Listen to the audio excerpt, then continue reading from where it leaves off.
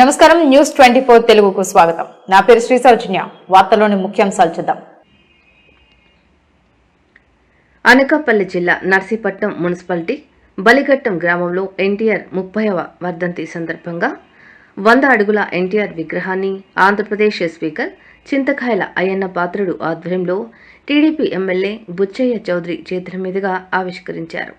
ఈ కార్యక్రమంలో స్పీకర్ అయ్యన్న పాత్రుడు మాట్లాడుతూ తెలుగువారి ఆత్మ గౌరవాన్ని ప్రపంచానికి చాటి చెప్పిన మహనీయుడు మాజీ ముఖ్యమంత్రి నందమూరి తారక రామారావు అని, కేజీ బియ్యం 2 రూపాయలకే అందించడం, పేదలకు పక్కా ఇల్లు నిర్మించడం, పటేల్ పట్వారీ వ్యవస్థలను రద్దు చేసి మండల వ్యవస్థను తీసుకురావడం, చైతన్య రథం ద్వారా ఆంధ్రప్రదేశ్లో 9 నెలల్లోనే ప్రభుత్వాన్ని స్థాపించిన ఘనత అన్న ఎన్టీఆర్ తారక రామారావుకి చెందుతుందని అన్నారు. ఈ కార్యక్రమంలో తెలుగుదేశం రాష్ట్ర ప్రధాన కార్యదర్శి చింతకాయల Vijay, Vizianagaram MP Kalisetti Appalanaidu, senior MLA Buchaiah Chowdary, Narsipatnam మండల పార్టీ అధ్యక్షులు, సర్పంచులు తదితరులు పాల్గొన్నారు.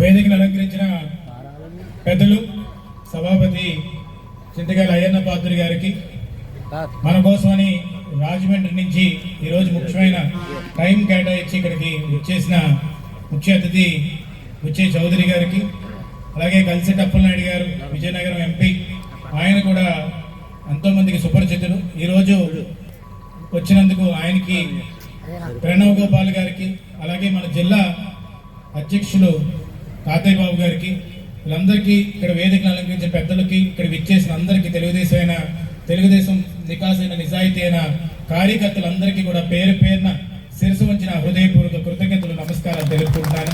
ఈరోజు ముఖ్యంగా మాకు చిన్నతనంలోని మా అదృష్టం ఏంటంటే, నాన్నగారు అయ్యన్న పాత్రుడు గారు మమ్మల్ని నా పెద్ద ఆయన దగ్గరికి తీసుకెళ్లి ఆశీర్వదించేలాగా మాకు అవకాశం కల్పించారు. ఆయన్ని మేము చూడడం జరిగింది.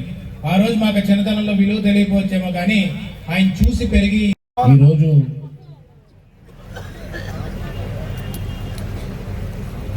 మా అందరి ఆరాధ్య దైవం నందమూరి తారక రామారావు గారు. ఇప్పుడు అప్పలనాయుడు గారు చెప్పారు, పూర్వం నేను చిన్నప్పుడు చదువుకున్న ఈ రాష్ట్రంలో ఎమ్మెల్యేలు ఎవరు ఉండేది అంటే భూస్వాములు, రాజ్యాలు పరిపాలించిన వాళ్ళు, అటువంటి వాళ్ళందరూ కూడా ఎమ్మెల్యేలు అయి పరిస్థితి ఉండేది. ఎవరికైనా మాట్లాడేవాళ్ళకి ఎవరికైనా చెయ్యాలనుకున్నా అవకాశం ఉండేది కాదు. ఆ సందర్భంలో ఎన్టీ రామారావు గారు ముందుకు వచ్చి 100కి 78% చదువుకున్న వాళ్ళకి, కుర్రవాళ్ళకి, ప్రజల మధ్య తిరిగిన వారికి సీట్లు ఇచ్చి ఎమ్మెల్యే ఏకైక వ్యక్తి నందమూరి తారక రామారావు. కాకపోతే అతనే ఆ రోజు లేకపోతే రాజకీయాల్లో మాట్లాడడానికి స్థానమే లేదు, సీట్ అడిగే అవకాశం లేదు మాకు. ఎంతోమంది, నేనే కాదు, చిత్తూరు జిల్లా అనుకుంటా నాన్న బగిడి గోపాల్ కండక్టర్, ఒక ఆర్టీసీ కండక్టర్ని తీసుకొచ్చి ఎమ్మెల్యే చేస్తారు కదా చిత్తూరు జిల్లా. దేశాలు ఉంటాయి, ఎప్పుడు ఉంటారు, ఉన్నారు, మనం కలిసారు నన్ను. అటువంటి వాళ్ళు ఎంతోమంది టీచర్స్, డాక్టర్స్, లాయర్స్ అందరినీ తీసుకొచ్చి కాదు కారణం జంప్ అంటే విషయం ఎవరో హిస్టరీలో భగత్ స్వరూపుడు, కారణం జన్ముడు అంటాం. అటువంటి పరిస్థితిలో ఉన్న వ్యక్తి నందమూరి తారక రామారావు. నేను చిన్న వయసులోనే నాకు